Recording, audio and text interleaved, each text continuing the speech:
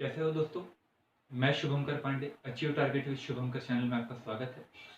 Last जो geography का lecture चल रहा था उसमें साइक्लोन हम देख रहे थे। साइक्लोन के आज प्रकारों को देखना है। आज एक कठिन टॉपिक चलने वाला है। पूरे ज्योग्राफी में बहुत कठिन टॉपिकों में इसको शामिल किया जाता है, तो थोड़ा सा धैर्य रखकर बातों को पहले सुनना और फिर बाद में सुनने के बाद में आप उसको फिर नोट डाउन करना। एकदम से नोट डाउन करने की कोशिश मत करिएगा, पहले सुनना ध्यान से और उसके बाद में बातों को लिखना। ठीक है, सुनोगे तो समझ में आएगा और फिर जब लिखोगे तो आपको बहुत सारी बातें क्लियर होते चलेगी। तो हम कई सारे चक्रवात देखने वाले थे और मैंने आपको कल के लेक्चर में बता दिया था कि चक्रवात क्या होता है। आज हम एक चक्रवात देखेंगे जिसको कहा जाता है शीतोष्ण चक्रवात। कौन सा चक्रवात?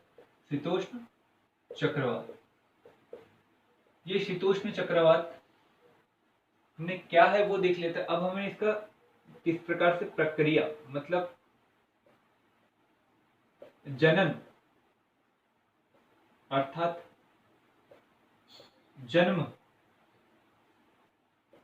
कैसे होता है यह हमें देखना है। शीतोष्ण चक्रवात का जो संबंध है ना बेटा, वो वाताग्र से। और वाताग्र आप सभी को पता है कि जब दो विभिन्न स्वभाव वाली हवाएं चलती है और उसके मध्य जो ढलवानुमा सतह बनती है उसे क्या कहा जाता है? वाताग्र कहा जाता है।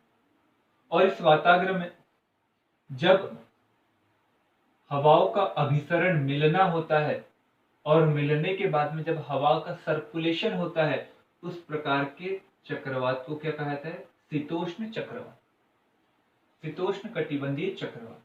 तो इस वाताग्र पर इसका निर्माण होता है। अब स्वाभाविक रूप से वाताग्र पर निर्माण हो रहा है तो मतलब वाताग्र कहाँ पर बनता है? स्वाभाविक रूप से भूमध्य रेखा पर तो बनता नहीं है, क्योंकि व्यापारिक पवने किसी अन्य पवने से मिलती है क्या? नहीं मिलती है। परंतु उसके ऊपर की जो पछुआ पवने रहती है वो पछुआ पवने मिलती है ध्रुवीय पवनों से। तो स्वाभाविक रूप से ये बनेगा कहाँ पर शीतोष्ण चक्रवात? 45 से लेकर 60 डिग्री के करीब करीब बनेगा। तो इसकी अवस्थिति भी आपने देख ली, 45 से लेकर 60 डिग्री के करीब करीब बनेगा। और साथ में पछुआ पवने कहाँ से कहाँ की ओर चलती है? पछुआ पवने चलती है दक्षिण पश्चिम से लेकर उत्तर पूर्व की ओर चलती। तो मतलब इसका जो डायरेक्शन रहेगा दक्षिण पश्चिम से उत्तर पूर्व की ओर रहेगा। ये आपको समझ में आ गया।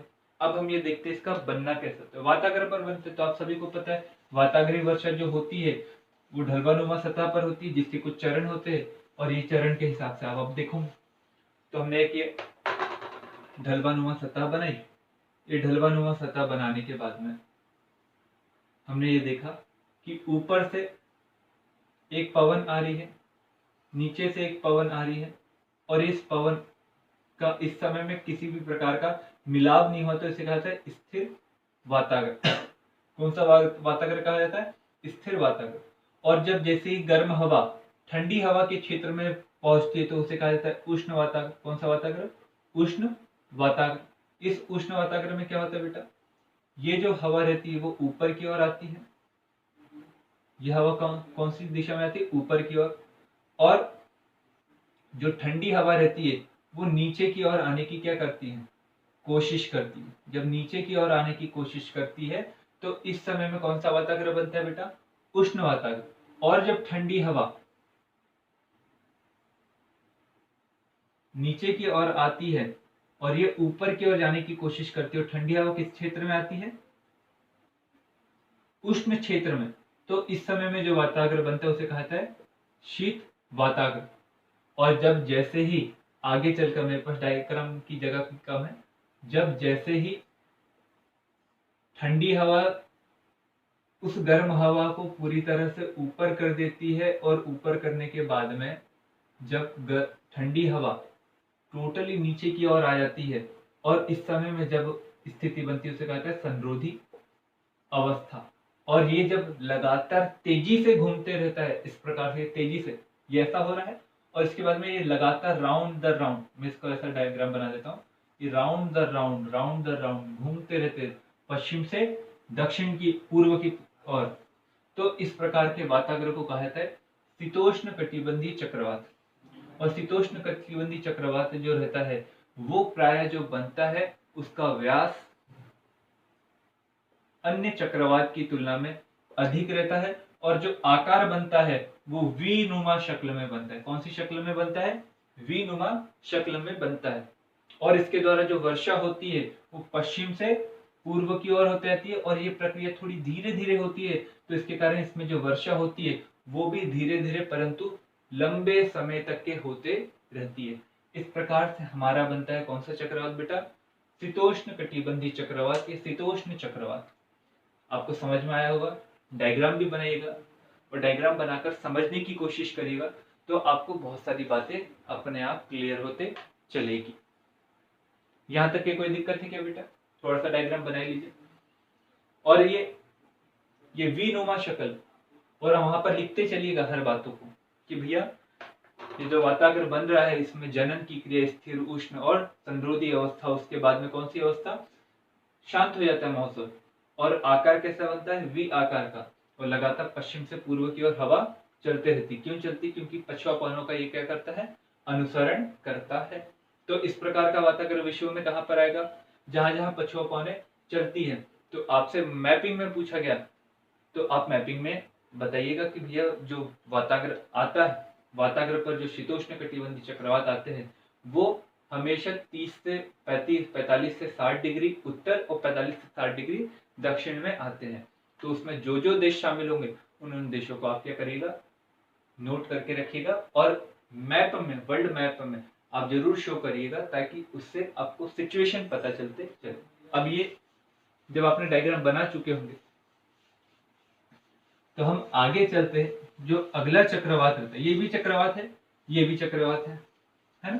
तो ये चक्रवात, हमें अब एक चक्रवात पढ़ना है जिसका नाम है उष्ण कटिबंधीय चक्रवात।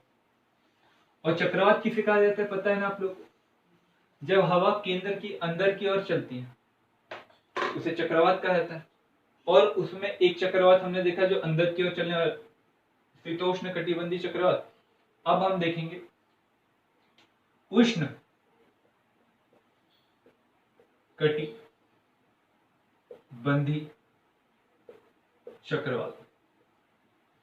उष्ण कटिबंधीय चक्रवात को थोड़ा धीमे धीमे समझिएगा, तो आपको बहुत सारी बातें क्लियर होंगी। आज स्वाभाविक रूप से इतनी ही बातों पर हम लेक्चर को भी एंड करने की कोशिश करेंगे, क्योंकि ये कठिन चैप्टर है। उष्ण कटिबंधीय चक्रवात जो रहता है, इस चक्रवात का निर्माण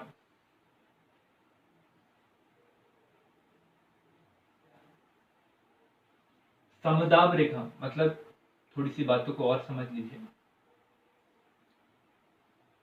ये जो एक दूसरे के बीच का गैप है इसे कहा है समदाब क्षेत्र। समदाब क्षेत्र मतलब इन दोनों के बीच के दाब में जब ज्यादा अंतर नहीं होता है तो उसे समदाब का क्षेत्र कहा जाता है। कौन सा क्षेत्र कहा जाता है? समदाब का क्षेत्र। और जैसे जैसे दाब में अंतर आता है तो दाब विषमता पैदा हो जाती है। क्या होता है इस प्रकार के चक्रवात की उत्पत्ति के समय में? तो ये बात हमेशा आती है कि सर क्या हर केंद्र के अंदर चलने वाली हवा को हम उष्णकटिबंधीय चक्रवात कहेंगे क्या? सबसे पहले दिमाग में ये आता है, समझने से पहले ये आता है कि सर हर जगह केंद्र की ओर हवा चल रही है, तो भैया हम उसे उष्णकटिबंधीय चक्रवात कहेंगे क्या? तो उष्णकटिबंधीय चक्रवात के विषय में विश्व मौसम संस्था के द्वारा कहा गया है कि हम हर केंद्र की ओर चलने वाली हवाओं को हम उष्णकटिबंधीय चक्रवात नहीं कहेंगे, बल्कि इन केंद्र की ओर चलने वाली हवाओं के गति के आधार पर हम 3 भागों में इनको बांटने की कोशिश करेंगे, जिसमें से एक भाग, अगर हवा की गति केंद्र की ओर चल रही है मीटर पर सेकंड, 16 मीटर पर सेकंड, तो उसे अवदाब कहा जाएगा। कौन सा क्षेत्र कहा जाएगा? अवदाब कहा जाएगा। जब 16 से 32 मीटर पर सेकंड की ओर चल रही है तो उसे कहा जाएगा तूफान। उसे क्या कहा जाएगा? तूफान। और 32 मीटर पर सेकंड की गति से चल रहा है तो उसे कहा जाएगा चक्रवात। उसे क्या कहा जाएगा? चक्रवात। तो मतलब हर केंद्र की ओर चलने वाली चक्रवात में हर केंद्र की ओर चलने वाली हवा के समूह को उष्णकटिबंधीय चक्रवात नहीं कहते, बल्कि गति के आधार पर इनका नामकरण किया जाता है, जिसमें अगर 32 मीटर पर सेकंड से रफ्तार के ऊपर से चल रहा है और उष्णकटिबंधीय क्षेत्र में चल रहा है तो ही उसे क्या कहा जाएगा, उष्णकटिबंधीय चक्रवात। और उष्णकटिबंधीय चक्रवात कौन सा क्षेत्र रहता है बेटा, ये पृथ्वी है और पृथ्वी के बाद में 10 डिग्री उत्तर से लेकर 30 डिग्री तक का क्षेत्र। वैसे तो 0 से लेकर 30 उत्तर और दक्षिण का क्षेत्र को कहा था उष्णकटिबंधीय क्षेत्र। तो यहाँ पर आने वाले चक्रवात को उष्णकटिबंधीय चक्रवात कहेंगे, जिसकी गति 32 किलोमीटर पर सेकंड से क्या हो, अधिक हो। अब क्या होता है, इसका जो जनन होता है, मतलब बनना होता है, वो बनने की प्रक्रिया थोड़ी सी समझ लीजिए। बनने की प्रक्रिया क्या करिए, थोड़ी सी बातें समझ लीजिए। आप इतनी बातें समझ चुके होंगे, अब इसी के बाद थोड़ी सी और बातें हैं। सबसे पहले क्या होता है, जनन। जब पानी का तापमान अर्थात जल का तापमान अर्थात समुद्र का तापमान जब 27 डिग्री के करीब करीब पहुंच जाता है, तो तब वाष्पीकरण की प्रक्रिया बहुत तेजी से होती है। किस तेजी से होती है, बहुत ज्यादा तेजी से होती है। और वाष्पीकरण की क्रिया जब बहुत ज्यादा तेजी से होती है, तो संघनन की क्रिया भी कैसी होती है, तेजी से होती है। और संघनन की क्रिया में आप सभी को पता है कि जो जलवाष्प रहता है, जो रहता है वो जल में बदलता है, अर्थात अवस्था में क्या करता है, वो अवस्था में क्या कर रहा है, परिवर्तन। और अवस्था में परिवर्तन करने के कारण हमें एक ऊर्जा निकलती हुई दिखाई देती है, जिसे कहते हैं लेटेंट हीट या गुप्त ऊष्मा। और इस गुप्त ऊष्मा के माध्यम से चक्रवात को एनर्जी मिलती है। इस गुप्त ऊष्मा के माध्यम से क्या मिलती है, चक्रवात को ऊर्जा मिलती है। और चक्रवात को जब ऊर्जा मिलती है तो उसमें सबसे पहले क्या होता है, सबसे पहले हवाएं एक दूसरे की ओर आकर्षित होना शुरू करती है और धीरे धीरे धीरे धीरे मिलना शुरू करती है। और अभी चक्रवात का बनना नहीं होता है, पर जैसे जैसे जो हवाओं के बीच का समदाब जो क्षेत्र रहता है, वो धीरे धीरे धीरे धीरे कम होते चलता है और प्रवणता बढ़ते जाती। प्रवणता जब बढ़ते जाती और बढ़ने के बाद में ये चक्रवात का निर्माण क्षैतिज रूप में ना होकर इसका निर्माण ऊर्ध्वाधर रूप में होता है, जिसकी हाइट करीब करीब 13 किलोमीटर तक के मानी जाती है। जिसमें सबसे पहले आइटसाइड की हवा आती है और मिलने की क्या करती है, कोशिश करती है। और मिलने की कोशिश में इस प्रक्रिया को कहा जाता है अभिसरण। अभिसरण। और जब मिलती है तो मिलने के बाद में ये ऊपर की ओर उठती है और ऊपर की ओर उठने के बाद में हमें दिखाई देता है कि इसका ऊर्ध्वाधर हवा का क्या होता है, ऊपर की ओर जाना होता है। और जब ऊपर की ओर जाती है तो लगभग 3 किलोमीटर से लेकर 7 किलोमीटर के क्षेत्र में हवा ऊपर की ओर जाती है। और ऊपर की ओर जाने के बाद में हमें दिखाई देता है कि 7 किलोमीटर के बाद में हवा जो रहती है उनका अपसरण हो जाता है और हवा पूरी तरह से क्या हो जाती है, ऊपर 7 किलोमीटर के ऊपर के क्षेत्र में वो फैल जाती है। और इस प्रकार से एक चक्रवात नुमा संरचना का क्या होता है, विकास होता है, जिसका जो क्षेत्र रहता है पतला सा क्षेत्र रहता है। और पतला सा क्षेत्र होने के साथ में लगातार हवाओं का यहाँ पर आदान प्रदान होने के कारण, लगातार यहाँ पर अभिसरण होने के कारण हवा उस चक्रवाती क्षेत्र को लगातार गति मिलती रहती है, जिसके कारण हमें यहाँ पर चक्रवात की जो गति रहती है वो उष्णकटिबंधीय चक्रवात की तुलना में कई गुना ज्यादा रहती है। और इस चक्रवात को हर जगह पर अलग अलग नाम से जाना जाता है।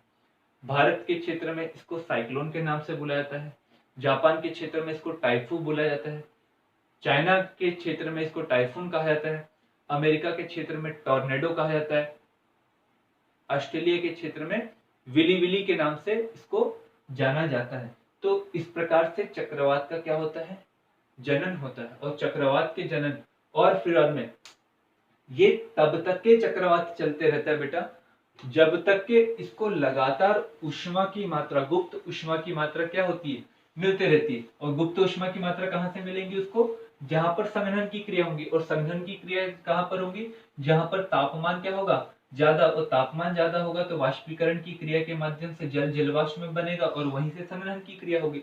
तो मतलब जब तक के ये चक्रवात पानी की सतह के संपर्क में रहता है तब तक के इस चक्रवात का हमेशा हमें प्रचंड रूप दिखाई देता है।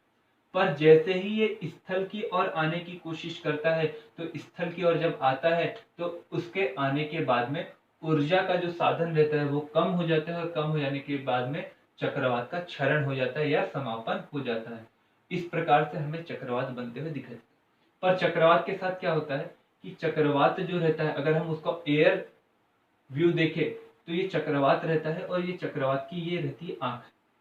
इस चक्रवात की आंख में क्या होता है, वायु का नीचे की ओर अवरोहण होता है, नीचे की ओर आता है, और अवरोहण होने के कारण यहाँ पर उच्च वायुदाब बनता है। कौन सा वायुदाब बनता है बेटा?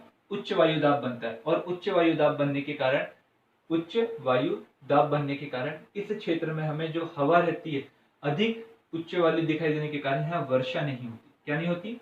वर्षा नहीं होती।